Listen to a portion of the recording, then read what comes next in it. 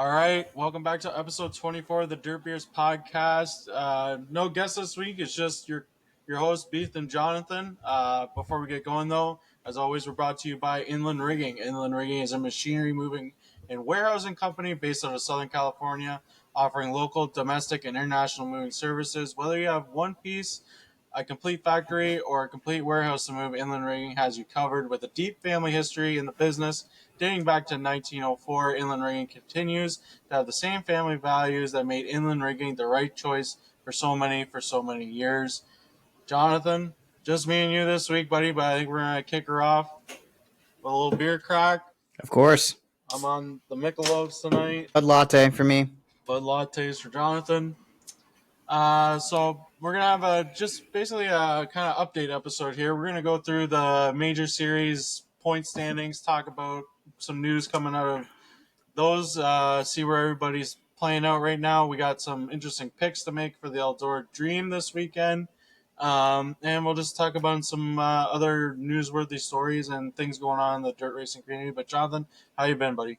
I've been good, Beef. I mean, it's been a busy May in general was crazy. I mean, we had all that World of Outlaws stop up at Oswego, of course. Went to the high limits. We talked about that a little bit on the Southern Ontario Dirt Show. We talked about it with Justin Peck. Obviously, he was a winner there, but he's kept up his winning ways, as we're about to dive into. But overall, just good, busy. Racing season is kicking off. It is finally like a 30-degree Celsius day in Southern Ontario. So where we're at in the world, it actually feels like a little bit like summer. Feels like racing season finally after a really cold month here and lots of rainouts and everything else. So I'm feeling good, Beef. Yeah, can't complain myself. Feeling good. May busy month for racing. All kinds of stuff going on, from dirt to asphalt. Obviously Indy 500. Kyle Larson trying to do the double. All that stuff didn't work out for him this year, but that's okay. It is what it is. But yeah, speaking of Justin, last week's guest, I don't want to say it, Jonathan, but comes on the podcast and goes out and gets another win on the High Limit Tour.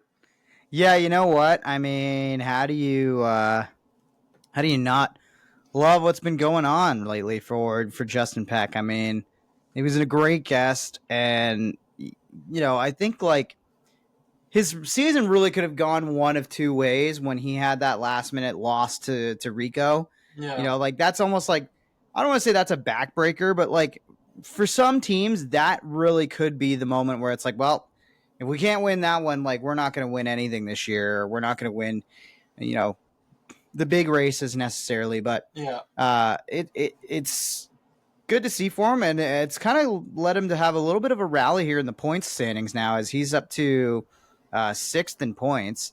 So he's 68 back of the leader Tyler Courtney right now on the High Limit Series schedule. But he's slowly but surely catching up. Aaron Reitzel's just ahead of him at 38 points back. Then it's pretty tight actually from third through fifth. They're only separated by 8 points. Brad Sweet is 6 points off Tyler Courtney, like I say, who's been leading this one. So it's worth watching these point standings for sure, and it's gonna be interesting to see how it all plays out. Yeah, for sure. The High Limit points just got shrunk up even more with a little bit of a blip that we had, which is a story we'll get into here with Brad Sweet not going over the scales after finishing third. So, from what I've heard, it was a combination of a lot of things that just happened in a row, and a lot of miscommunications, a lot of people not knowing what was going on. But from the gist of what I heard from Dirt Tracker, awesome podcast. Check it out if you've never seen it before. 8-minute show every day. They do a great job over there. That's where I get a lot of my information. But as far as I know, the flagger actually flew the white flag on when he was supposed to throw the checker flag.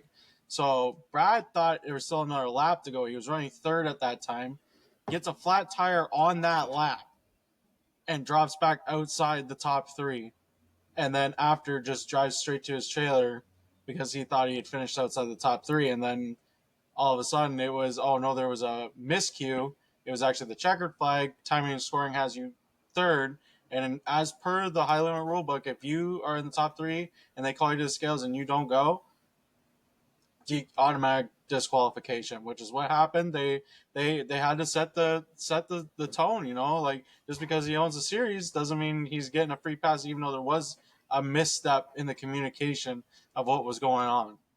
Yeah, and you want things to be fair. You don't want any special treatment. I mean, we've seen instances like this. I can understand how Brad made this mistake, but at the same time, I also can't because, I've sat up in a tower enough times with a race director to hear what the call is typically like after a race. Yeah. And as soon as that checker comes down, even if there's a mistake or a mix up or whatever, generally they jump on and be like, okay, cars 2644 and 96 come to the pits, come to the scales, you're our top three, whatever, right? Yeah. They'll call out those driver numbers. So he should have theoretically heard like Brad Sweet 49. Let's get the 49 to the scales. Like it should have been an obvious call for him. So, and again, like in the moment, is he frustrated? Does he think he just threw away a great finish, a great night, and he's almost not even listening to what happened on the receiver anymore? I guess, but definitely a raw deal all around. I mean, it just sucks, but I mean, at least it's made the point situation a little more interesting. Yeah, that's for sure. I mean, 6 points back now. He's suddenly on the offense to try to catch up and keep pace with Tyler Courtney. And that's not the only series that, point standings that he's behind in. And when it comes to the high limit series, I mean, he's 14 points back of Rico for the midweek series as well, right? As of, I think May 20th was the last time they got a race in for that midweek series. So something to keep in mind for Brad, right? Yeah, for sure. I mean, like you said, Brad should, running for so long, have that instinct of, hey, maybe I did finish in the top three here. Maybe I should go to scales. Whether or not he heard it in his radio or not, like, maybe he should have had that inkling. But, let's get into another series. Let's talk about, what do you want to talk about next? Super Car series? Yeah, you know what? Let's go to the Super Car series because we haven't talked much about them, and they've quietly been able to click off some shows as of recently, right? So, just in the last couple weeks, right, we had the Heroes Remembered 100 May 25th on Memorial Day. Stuart Friesen gets a win there. The next night, Matt Shepard kind of returns to form at Thunder Mountain. And then Ryan Godown with a big win at Big Diamond this past Tuesday. Yeah, so, that's I'm glad that they're able to finally get some shows in after they've had a few rainouts anyways on their calendar. And I always feel like the Super Dirt Car Series kind of like they have a slow burn, slow build in terms of getting their season going. Obviously, a lot of that is because a lot of those same drivers have local tracks that they have to either contend at, and even like the 358 tours and stuff like that they go and run, right? But so we're looking at the points right now, or I am anyways. Alex Jankowski sitting atop the board still, where he has been throughout the year. 3 points back as of right now is Matt Williamson, and then it is Alex Payne up to third in just 10 points back, and Eric Rudolph is 24 points back in fourth, and Justin Hayers, that is your fifth place driver right now, 26 points back. So everything's still really tight at the top. A name that we haven't said yet, Matt Shepard sitting 42 points back in seventh spot. Do you feel like that's... I know we just saw him win a couple weeks ago, and I think he set a new track record, I believe, last night, if I'm not mistaken, or maybe it was at the race he won. But he's all of a sudden, kind of returning to form. There's definitely speed in that camp. I kind of just look at it, Beef, and I'm starting to think about the fact that maybe, I don't know if Matt Shepard is going to be able to run down that many drivers, right? It's one thing when you have one guy who you have to erase a 30, 40, 50, 60 point lead against, and you just have to beat that one guy. But there's 6 guys in front of him that he's going to have to outrun that he is chasing in terms of the points, right? Like, okay, Jankowski has a little drop off in the summertime. There's no telling that Williamson, Payne, and Rudolph are going to have the same thing, or any one of those guys, right? Even Peter Britton sitting there in 6th. Like, you don't know that's how that's all going to play out, right? So as much as Matt Shepard being 42 points back isn't an insurmountable lead, in my opinion, Beef, I still think about just the fact that he's got 6 drivers to get by to get to the top of the standings. At this point in the season, it's early, it's doable, but this is a challenge that I think we would all want to see for a guy that's won as many titles as Matt Shepard has. Yeah, we're at Supercar Series. You're at least in the last 4 to 5 years, you're used to seeing the Matt and Matt show, right? So to not see that at the moment is definitely out of the ordinary. But I'm sticking with like what I said when we had Alex on and before we had Alex on. I think this kid is the one to take the fight to these guys and be up there contending for this championship. And I mean, as of right now, it seems like that's what he's doing. So does he have that drop off midsummer? It's yet to be seen. Hopefully, he can rally and keep that car up front. But I know you can never count on Matt Shepard even in seventh place in points. I still think a lot of races to go to catch back up to the front. Just needs a couple races to go right, and those guys to have a couple bad nights um, to be able to shorten that gap up. And the interesting thing about the Supercar Series is they do have these big breaks in between races. It's not like the World Outlaws. It's not like High Limit there where they're racing every week, like multiple times a week. These guys sometimes go 3 or 4 weeks without racing. Mm-hmm. But it's just it's a tighter schedule and less opportunity, or you have less time if you fuck up to get back to the front of the point standings than you would if you had a 90 race schedule like the World Outlaws. Yeah, and it's funny too. I'm looking at, I don't know why it's scored the way it's scored right now, but when you look at the point standings, right, the only repeat winner on the season so far is Stewart's Friesen. Mm-hmm. Now, Friesen's not scored, I guess, in points, or I don't know how they're doing this. Yeah, he's when not you go platinum driver. yeah, so when you scroll down to the bottom, it doesn't even show like that his wins are in the win column, Yeah, which is a little bit weird, but I guess that's just the way that they've designed their site and their points to be displayed that way. But you look at the rest of the competition, like, so you got Alex with one. We talked about Yankowski, right? He's got one. You've got Eric Rudolph, who's got one on the season. You got Peter Britton. You got Matt Shepard, all with one. Matt Williamson, still no win yet on the year. yeah. No win for Matt yet. I can't say. I mean, it could happen, but I don't see Matt going without a win on the Supercar Series this season. He'll at least get one. He's too good not to. Yeah, if not more. So, and same thing with Matt Shepard. Like he has one right now, correct? Yep. Yeah. So like the Matt and Matt show, both one with a win, one without. Other people are winning. I think we're seeing a change up here, Jonathan. I think we're gonna see maybe a third person into the Matt and Matt battle. Yeah, and you know what? I at the end of the day, this is all you want, right? As a fan, you want this to be as much fun as we've had with some of these Matt and Matt battles over the last few years. The more drivers you can get in the mix, the more talent you have across the board. All of that makes for a way better points battle and a story throughout the whole season, right? Mm-hmm. There gets to be something more that you can cheer for besides just the individual races and watching them, right? So, yeah, I'm pretty happy with where the Super Car Series is right now, and I hope that it continues. But lots of time left for some of these drivers to heat up. And lots of time for Stuart Friesen to keep playing spoiler, too, because that's a big factor in all this as well. Yeah, that's for sure. Let's move on to the World Outlaws Sprint Cars. How about? Yep. Let's dive into it. So since Oshweekend, where David Gravel swept those days, we've got 4 different winners in 4 races. We've got Logan Short, Carson Macedo, Michael Kofoid, and Sheldon Hanschiel, all finding their way into victory lane at one point. I don't know if there's one that stands out to me most. Maybe Buddy's, I think, win maybe was the most, I don't want to say surprising, because it shouldn't be. I think Buddy's already been to victory lane a few times on the year. But of that stretch recently, I feel like Buddy getting one under his belt and getting a win was just huge for how the points is going. I mean, like, he's suddenly second, right? Yeah. He's 180 points and 188 back of David Gravel, so lots of work to do there. But I mean, for him to be able to have the stretch that he's been on and get to the second spot in points, I think that's huge. And those 4 wins on the year that he's got, that's a really big move for Buddy as well. Mm-hmm.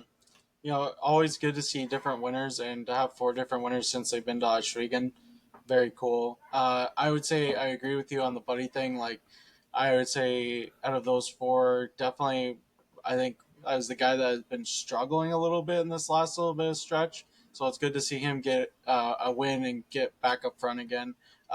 Sitting second in points right now, long season still. We're not even halfway through at this point, so a lot of things are going to change. But it's good to get that confidence and get that win and build off that for moving forward down the road. Yeah, and I'm looking over the points right now, and something that stands out, right? David Gravel hasn't finished outside the top 10 yet this year, right? Yeah.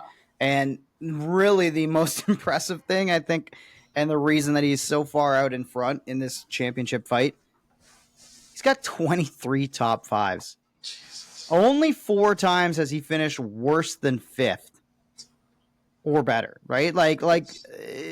It's insane. Yeah. Like what he is doing. This is an insane run. 27 starts, 27 top 10s is crazy. There hasn't even been like mechanical issues, no motor issues, nothing that has taken him out of the top 10 at any point.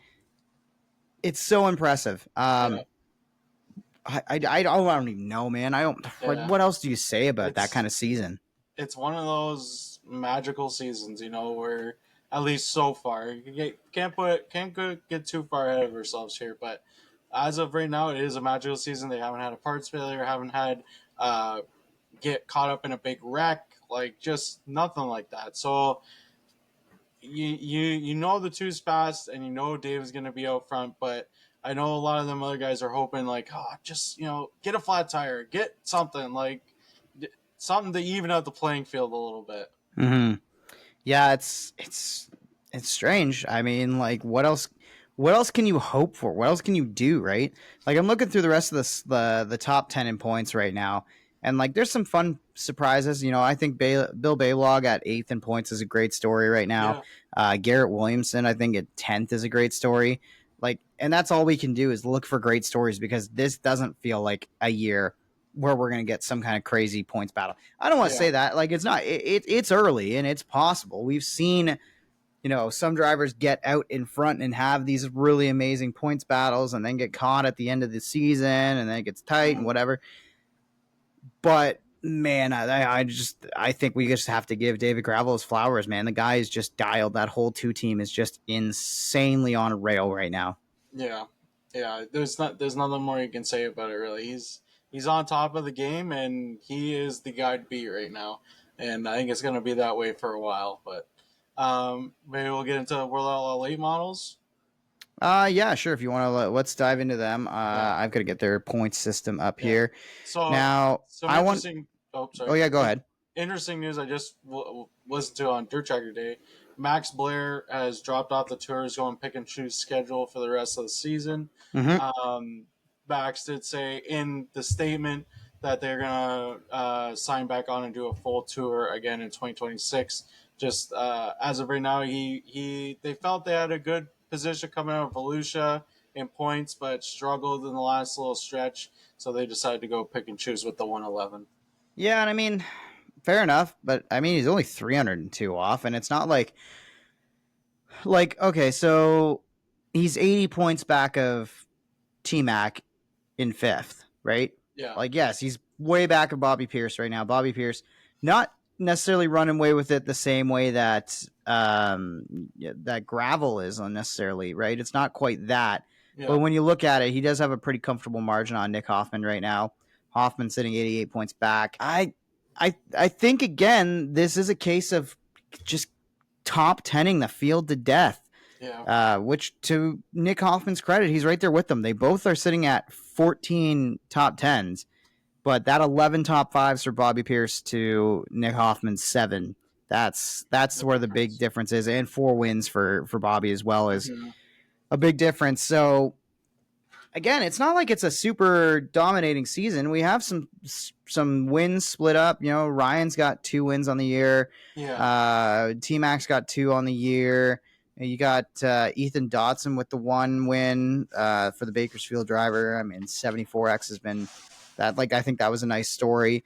Yeah, I mean, it's I don't quite understand how it's going to play out in this side of things. Like again, I feel like pretty comfortable saying that Bobby Pierce is in control of this, but like I feel like 88 points is still at this point something you can think about doing. Yeah, it's definitely doable. Anything can happen. These, like I said before, the World Outlaws and the big touring series are big schedules, lots of races, so anything can change between now and the end of the season. Um, but yeah, uh, I think we'll move on. We'll talk about the Lucas Oil late models maybe a little bit now because we're going to tee up here our. Actually, before that, I want to talk about. We'll go back to sprint cars quick. Yeah, I want yeah. to bring because I want to talk about Aaron Reutzel winning the highest paying race Yeah. in Pennsylvania history, sprint car history, winning $100,000 at Port Royal Speedway, and the fans hate him, Jonathan. I don't know what else to say. This guy got on top of wing, and he said, "Let it rain with the money." And people do not like Aaron Reutzel. Why do you think that is? Because I don't think I have a reason to hate him personally right now. I I don't know. I guess like I guess I could see maybe some. I guess I can understand like maybe like do you think he's I guess cocky about the fact that he won all that money and maybe that's what triggered people, but Uh, I don't I don't, know. I don't have a he theory. I know he was saying that he likes that High Limit and Brad and everybody is almost playing the villain in the sprint car world right now. Mm, So I think he's kind of feeding into that a little bit and being, the villain, the guy that comes into Port Royal, waxes the PA posse, and goes out and wins $100,000. I think that's more what it was. But yeah, I mean, congrats to Aaron. He drove a hell of a race, and he definitely deserved to win that $100,000. yeah, and I guess like maybe that's the reason why you get that invader kind of status that comes in and it's not like he's a California kid. Like he's Texas. Like No, yeah, I don't think Texas and PA have some kind of crazy rivalry that would make him an instant like villain in there. So I guess yeah, it really does come down to just the fact that he's one of those high limit guys. But yeah, again, I didn't think everybody was.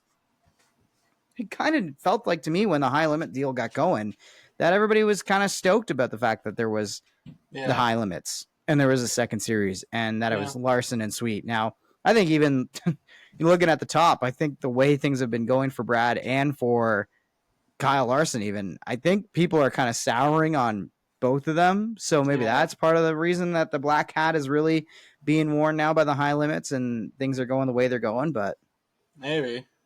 I don't know. Yeah, I don't know. It's a question that will probably not be answered. But another thing I wanted to bring up quick too, as we look towards later in the season, biggest sprint car race of the year, the Knoxville Nationals. I just want to touch on the fact that Ryan Timms is hot right now in the 10 car. He Mm-hmm. goes into Knoxville for 2 weekly nights with a lot of heavy hitters there getting prepped for the Knoxville Nationals and just Knoxville in general, trying to get some notes. And he goes in 2 weeks in a row and wins. Mm-hmm. I think you see the 10 car be a contender for the Knoxville Nationals this season. Why not? Right? Like, what's the reason not to believe? Right? Yeah, That's kind of my thoughts and feelings on it right now. yeah. What's he got? He's got what 3 in a row at Huset's, you said, right? Too. So He's got 2 wins at Knoxville, and then he went to Huset's the following week and won. So he's got oh, three so it's wins like in his 3 in a last. row. Yeah, 3 wins in his last 3 starts. So Got it. they're cruising right now, even at 2 different racetracks. So That's nice to see. I mean, you want Knoxville to be a hard to win race. You want as many guys in contention and having a chance as possible, regardless of what tour they're on, where they are and are at in their scheduling, how much they're following things, how much they're yeah, racing weekly, all that sort of stuff. You want to see that. So yeah, to me, this is nothing but a positive for the competition looking ahead to Knoxville. yeah. I think so too. But we'll get back into the late models here and back to the Lucas Oil, and we'll talk about the point situation. Then we'll tee up the dream this weekend, and Jonathan and me are gonna make some picks, but we'll let you know how that's gonna work here in a second. But Jonathan, what's the Lucas Oil point stands looking like right now? Well, it's really a two-man race, right? It's RTJ versus Jonathan Davenport, right? That is the battle at the top. Both drivers separated by 15 points, with RTJ out in front. Now, Devin Moran is 155 back. Hudson O'Neal is 360 back. Garrett Alberson 510 back. So this really is a situation where you've got two heavy hitters battling it out in terms of being at the top of the standings. All the more impressive, RTJ did miss a feature. He's got one less feature start than Davenport. Yeah. So really, we could be talking about RTJ running away with this title too, theoretically, or at least running away with it before they have the whole reseeding structure thing. Yeah. Kind of the surprise for me, B Shep, not really a factor in this title fight. He's almost 600 points back. He's behind Brandon Overton right now in points in seventh. He hasn't been bad, and he's got 15 top tens and 23 starts. Yeah. Just no wins. Brandon Overton's got one. He's another one that I kind of think we talked about at the beginning of the year as a guy to watch, and he really hasn't kind of lit the world up either. So, I mean, I guess when you have an RTJ winning 9 races on the schedule, though, that's kind of what's going to separate the men from the boys. Yeah, for sure. Excuse me. Yeah, it all in the Lucas. It's very interesting because it does come down to you wanting to be in that top 4 in points when it comes to the Dirt Track World Finals at Eldora at the end of the season.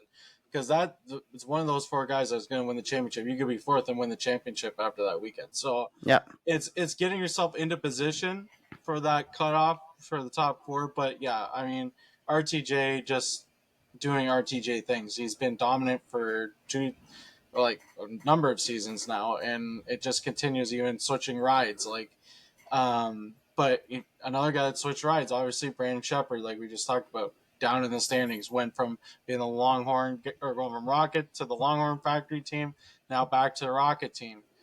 Obviously, it's no secret that the Rockets are struggling right now. It's a very dominant Longhorn Bilstein shot combo that is winning right now, and the Rocket guys are trying to figure it out. And I mean, hopefully they do, and they can get the one car up to speed and all their other customers up to speed, and we can maybe have a little bit of a battle between the manufacturers here again.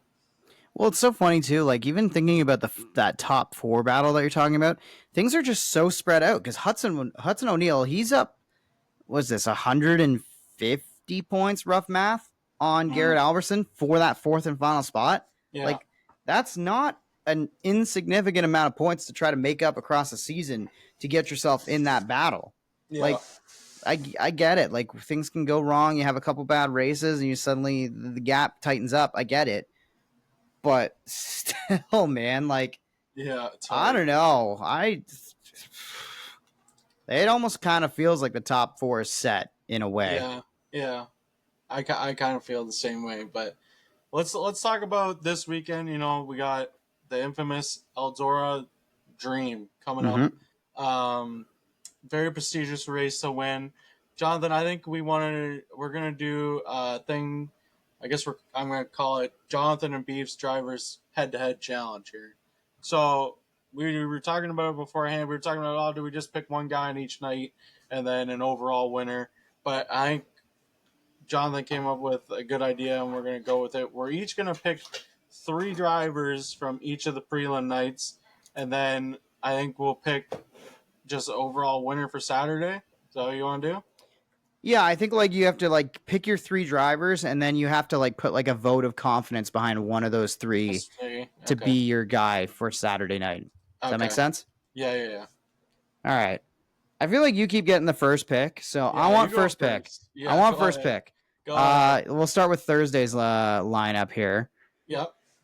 All right, so I got to pick one. I'm like immediately leaning towards Hoffman, but I feel like I should pick Pierce. Because I know like whatever guy I don't pick, you're going to end up with. Oh, really? Well, I don't know. I would assume like if I leave Bobby Pierce on the table, you're going to take Pierce, right? So give me Bobby. I'll take Bobby just to make it easy. Okay, so I'll take. See, I'm torn between 3 guys here. Okay. One guy's pretty hot right now. One guy is also hot but very consistent. Another guy, you never know what he's gonna do, but he's exciting. I think we all know who that one is. But you know what? Give it to me. Give me the 71 Hudson O'Neal. Ooh, he's gonna take Hudson. Okay. All right. Yeah. Okay. All right. So you go Hudson O'Neal. Well, I mean, I was having a debate between Hoffman and Pierce, Yeah. and you left me Hoffman, so I feel like I gotta take him. So Left it open. give me Nick Hoffman. I'll take him. Okay. All right. Then I'm gonna take guy that knows how to bring the excitement. Give me Turbo Tyler Erb. I knew you were going Tyler. I knew you were going Tyler, which is fine. That's fine. Tyler more. Erb. One for me, eh? One more for you. It's like I want to kind of take somebody who's a little bit off the board, but I gotta see what's the there's an asterisk between one of the guys I'm looking at, and I don't know what that means. I don't know what that's for. I think it's just because there's two of the same number. True, so one of them's gonna have to let her up, eh? Yeah, I think so. Yeah. That's not a bad pick. You know what? Give me Devin Moran. I'll switch gears. Yeah, give me Devin Moran. He's good. Definitely can't say that the 99 might not won't be up front. Mm-hmm. Okay, my third pick and the final pick for Thursday. You know what? I love watching their videos, so I'm gonna take him. Give me Joseph Joyner. Ooh, okay, all right. I love watching the Hunt the Front videos, so I'm putting faith in Joseph wheeling the 10 car to the front. Why not? I mean, we'll talk about it in a second, but I think he's got a special paint scheme he's rocking here for the weekend, so we'll touch on that. But that's not a bad little situation for the Thursday preliminary. Now, this other group that you got on the page here, that's our Friday, right? Friday, yep. Yep. That's our Friday. So I guess I got to give you Friday's first pick. Oh, thanks, Jonathan. I'll just make it easy for you. Give me RTJ. Probably should have let you take the first pick in the other one. Damn. Okay. Well, if you take RTJ, I think the obvious counter is to pick JD. So give me Jonathan Davenport.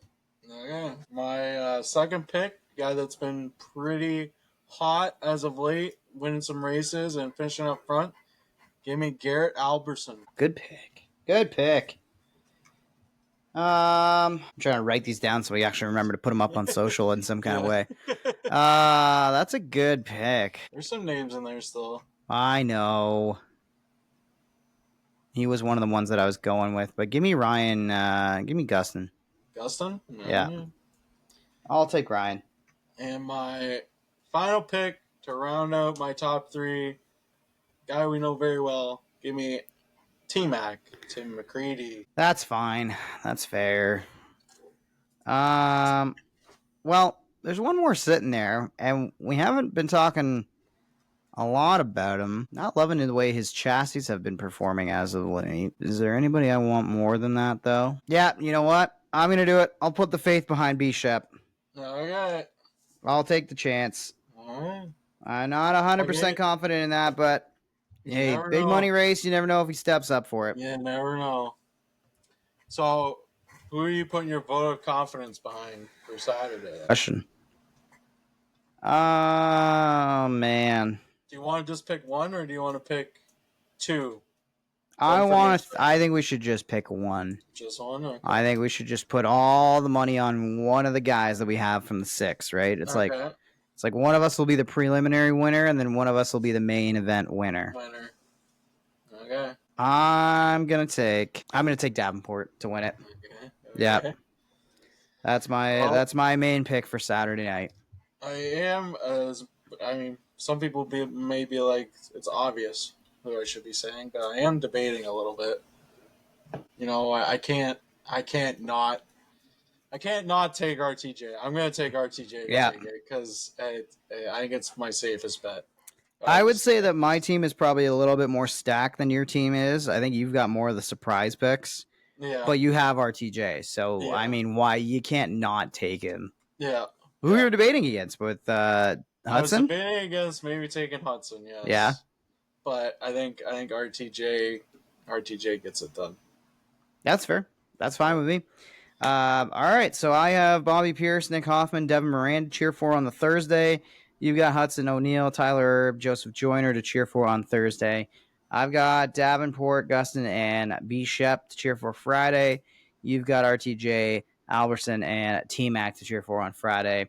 And then it's going to be a Davenport versus RTJ show, according to us. Anyways, we'll see if we picked them well here or not. And Yep. I guess we'll make like a little maybe you can make a little graphic and throw it up on the socials or I something think for it. so. Yeah, for So sure. So I guess we'll get into our follower questions. Normally we do it for our guests, but we decided, hey, let's ask the audience what they want to ask us. yep. So we got a couple questions. We'll start off with Instagram. I got a couple on Instagram. First one came in from sponsor of the show, Tom Dunkel with Inland Rigging. Said, when are you guys coming to the shop for a cigar? Tom, you send me a plane ticket, buddy. I'll be there tomorrow. Yeah, I know, right? It's like Yeah, it's not like I don't want to go to California. Like yeah, yeah. I mean, I'm going on a little vacation at the end of this weekend, so I'm looking forward to that little cottage trip up north. But yeah, I don't know. I'm optimistic that maybe things can turn and we can get some time maybe towards the end of the year here to get out to California and check out some stuff in the fall. Yeah, If not, we'll have to see how schedules fall. Maybe early 2026. yeah. But really, We're what we need to do is have some more great sponsors like Inland come on board, and then we can do something like that and make a trip and go for it. And really, what you should do if you're I don't know, some kind of marketing executive for maybe the World of Outlaws or High Limit or NARC or whoever, maybe you try to convince some Canadians to come down and be a part of racing stateside by sponsoring a trip for Mhm. us to go and check out your particular facilities. And maybe that's the way we get down there. Just Yeah. throwing it out there, speaking Wait, it into existence, if you will. yeah. If you are watching this podcast or you know somebody that's a dirt racing fan and they have their own business or they have something they want to promote, tell them to get in touch with us. You can get in touch with us through email. Email dirtbeers@gmail.com. You can message us on Instagram at dirt.beers. You can message the Facebook page Dirt Beers. There's lots of ways to get a hold of us, and we love working with companies just like we've loved working with Dig Race Products and working with Inland Rigging throughout these last 15, 16 episodes. Um, we love to promote your product, and we love you supporting the show. So we're definitely want to get some trips out, and we have the capabilities to podcast from anywhere. So we get out to a racetrack, and you want us to do a live show from wherever, we're up for it. So yeah, a little bit of a plug there, but Yeah, and I would say that the other thing too, if you're not somebody who's in a position to offer us some kind of sponsorship, the big thing that we are trying to do right now is grow on Spotify and grow on YouTube. So, make sure you're subscribed to the videos, engage with the videos, even if you want to tell us that we're idiots and we have a bad opinion on something. All engagement is good engagement. Talk to us, get in touch, and you know what? You never know if you're going to be a part of the show because you leave a great comment and we got to discuss it on the next episode, or maybe you make an observation about a driver and then we end up having that driver on and we can talk about it, right? So yeah. I don't think in the world of social media, in the world of a billion podcasts and everything else, I don't think we can stress enough how much your actual engagement, like with the podcast, rating and reviewing, liking and subscribing, watching our shorts, watching any of the little clips and stuff, all that stuff makes a big difference in growing the show and Mm-hmm. growing us to the point where we can go and make trips around North America and go and check out some different racing. And who knows, maybe we get big enough and we can go to Australia and watch some racing in the wintertime. That's the real dream right there. Yeah, that would be cool. Get out of the snow and fly whatever it is, Yeah. 20 hours away so we can go watch some sprint car racing on the other side of the planet. That'd be cool. That would be pretty sick. Um, the other one we got on Instagram was from somebody we know pretty well, Jamie Porter. Nice. And I think this question's more geared towards me, Jamie. I'm gonna say this question because normally I don't say your questions. But he says, "How many Diet Pepsis can you consume in one sitting?" I'm gonna guess this is geared towards me, And Jamie, I'm gonna tell you, in one sitting, I could probably hose 6 Are we talking cans or bottles? cans. Cans? Yeah, I mean, I don't know how many For anybody regular. that doesn't know, I'm a big Diet Pepsi fan. Diet Coke or Diet Pepsi. I'm not one that chooses sides. I'll drink whatever. You haven't gone the zero route yet? It gives me a headache. Oh, really? Eh? Yeah, I See, can't drink it. I was never on board with that train, and then I went to Punta Cana on our honeymoon, Yeah, and for whatever reason, I don't know if it was like local laws or it was whatever the hotel could get or what. All they had was Pepsi Zero as their like cola option, yeah, and I was like, "Oh, this is gonna suck." Like I'm a regular Pepsi person. This yeah, sucks. Da, da, da. And then, I started drinking them with the alcohol mixed in.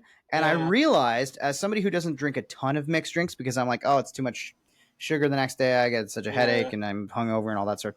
It works well because the zero sugar pop and then the alcohol mixed together kind of makes up for the whole ideal of like it balances out the sugar level. So you don't yeah. feel like garbage the next day. Ever Hmm, since then, mixing with zero sugar pop is the play if you're a mixed drink really? person. Yeah, that was my personal discovery, and I have mostly switched to the zero sugar pops and a zero sugar Pepsi. I don't think I can have 6 of them. I have like one, and that's pretty decent. But if I'm really craving it, I can get down 2 or 3, no problem. Yeah, yeah. I'm not. I mean, I never drank 6 in one sitting, but I feel like I probably could drink 6 in one sitting. I But think back to being like in high school, and I know there was definitely nights where I was staying up watching like a Richmond Saturday night race in NASCAR, and I yeah, was just housing a like bowl of popcorn and probably like 6 A&W root beers or 6 like mug root beer colas or something yeah, like yeah, that. yeah, So I can yeah, put in some work. I've been known to put in work, anyways. yeah. So that's actually all the questions we got. But I want to end with taking a look at a couple of these paint schemes for the Dream. A couple guys have released pictures of what they got going on. Not a ton of guys really did anything, but there's a couple cool ones, and we got some pictures here to pull up and take a look at.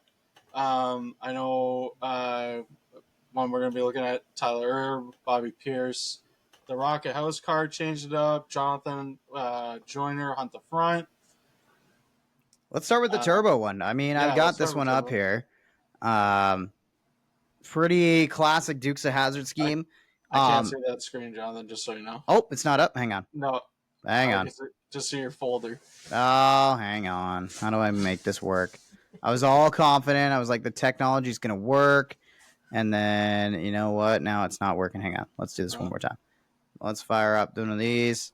And, oh, I know what I got to do. Okay. I'm going to work away at it. So I'm going to share this up first. And then in the Okay. Oh, meantime, there we go. Yeah, I can see it now. all right. So you can see that? Yeah, Okay. yeah. I'm going to, So this card, the old one, generally paint scheme, Tyler Herb, obviously. I like it. I mean, you can't go wrong with a Dukes of Hazard paint scheme. I don't think. no. I think the one thing that I would say about that car, I'm trying to get them all open. I don't know if anybody else has seen them. There we go. Okay. So the one thing I will say about this car that I can really appreciate that I think is an underrated touch, and this might get some comments one way or the other, but the fact that on the top there it's an American flag and not the Confederate flag, and I get like I understand why that's controversial to point out and praise, but Mm-hmm. I thought that was a pretty classy move in terms of, um, you know, avoiding controversy and just in the general. You know what? I think it generally looks better with an American flag on top. It Just looked gonna say it. it's a sharp looking ride. I'm not gonna lie. There's actually another photo that I didn't grab, but on the side panel of the door, it actually looks like a car door, like with a handle and everything, which Oh is yeah, pretty it's like sick. I feel like I can almost see that, like just behind like the O1 there, or is it on Yeah, the? the door handle is just behind the one, and Yeah, then you can kind of see like the front of the cutout of the door right in front of the best performance there. yeah, Yeah, yeah. So that was I think that's a pretty cool one. that's pretty sweet. Yeah. Okay, so now if I go up and let's bring up well, a little blast from the past for Bobby Pierce. Let's get that one up. So yeah, And This is a tribute to his dad, right? Yeah, this is a tribute to one of his dad's old late models. Uh, I mean, it looks clean. It's you can't go wrong with a white car and just a bunch of sponsors on it. Really, like it's definitely, I would say, a little bit busy, Mm. but it does still look pretty good, and it's definitely gonna look sharp out on the racetrack, I think. Yeah, right. I mean, like, well-funded operations are going to be busy, right? It's Yeah. kind of the way the racing world works these days in terms of slapping them stickers on there as much as you possibly can. Hmm. I do have. Let's see here if I can go over to the original here. We can kind of. Yeah. I don't know if I can Compare side it. by side them necessarily, but there's one for you. You can check out. That's what it's That's based off of. Yep. yeah, and it looks pretty good and honors it pretty well. I think the Yeah. biggest thing for me is just looking at how much the noses have changed, right? Changed. Yeah. Like the bodies are so different now. Yeah, Yeah. But yeah. that's pretty cool that he's throwing it back to his dad. I think that's always a cool thing to see when people do that. Yeah. Let's pull up. What else have I got here? How about the Rocket One car? Let's get that one going here. Yeah. The red, So white, and blue kind of style. yeah, you know what? I said this to you before, Jonathan, but I think they need to stick with this paint scheme. I love this paint scheme. I think it looks way better than what they've had recently or over the years. Like they normally just have the more blue and white dominant car with a little bit of red. I think cover the thing in red like this. I think it looks amazing. Yeah, like I can argue that I can maybe make an argument that maybe this color scheme or like something similar to this has been done a little too often, but at the same time, like I don't know, I think it's pretty slick, and I like personally like a little touch for me that I really enjoy is I like the fact that on the nose here you just have just like the lip in the Just the red, red, and yeah. then the rest of it is blue. Like you go back to that Bobby Pierce car, right? And it's like okay, the blue comes down on the hood, but then you got all this white, and it's like Mhm. it's almost like distracting, right? I know it's all just gonna get dirty anyways and stuff, but for me, I think that blue coloration, not making it all just red, like I think it just looks sharp. And like I know Yeah. it's a little bit basic, but at the same time, sometimes basic works really well. And same thing that I would say is like maybe it's a little bit busy, but hey, that's race cars. Yep. Yeah. I really And then like we that got one. one more, right? Yep. One more. So let And me get the old 10 car for the Hunt the yeah, Front Grump bunch here. there it is. Joseph laying beside it like he's taking a picture for school or something like that. I don't know if it's for school or if it's more like one of Yeah. those models or something like that. Yeah. But I mean, the stars here, that's a really Yeah. nice little touch. I love a good star on a race car. Yeah. I like that it's kind of almost like it's like stars and stripes, but it's like the feathered The flag, look, yeah. right, Yeah. for the flag behind the 10 there. Like I think that's a really nice touch. Yeah. um I almost want more of that. Like I mentioned the fact that you got this white kind of negative space on the side. Yeah. I almost wonder if that maybe you could use a little bit more of those colors Yeah. somewhere else, but at the same time you also really want that Kubota genuine Kubota, parts to yeah. pop, right? So Yeah. Yeah. I think it's a clean looking race car for sure. But yeah, I definitely think they could add a little more in the dead areas there. yeah, right, But like utilize the space, right? I mean, yeah. it's not like I get paid to design paint schemes or that I can draw race cars any better than anybody else who does it professionally. But I just Yeah. think that like, hey, you know what? You got the space, use it, do something Yeah. different, make it cool. And I like that we've got some cool looking rides for this weekend. Yeah, for sure. Well, I think that wraps up the episode.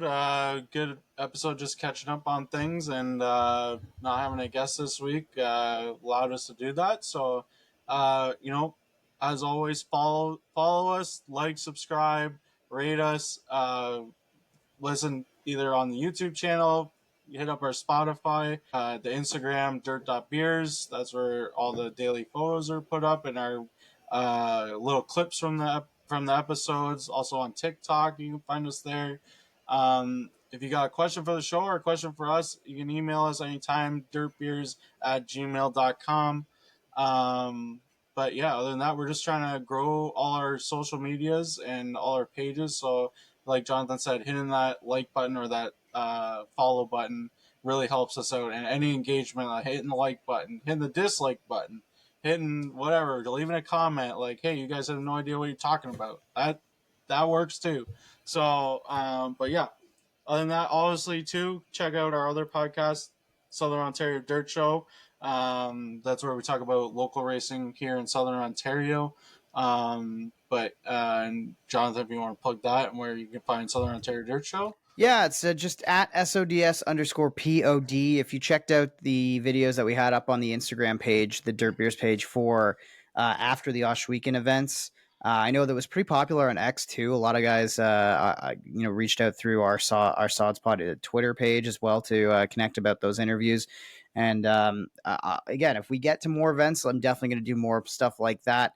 But yeah, I posted it through the Southern Ontario Dirt Show.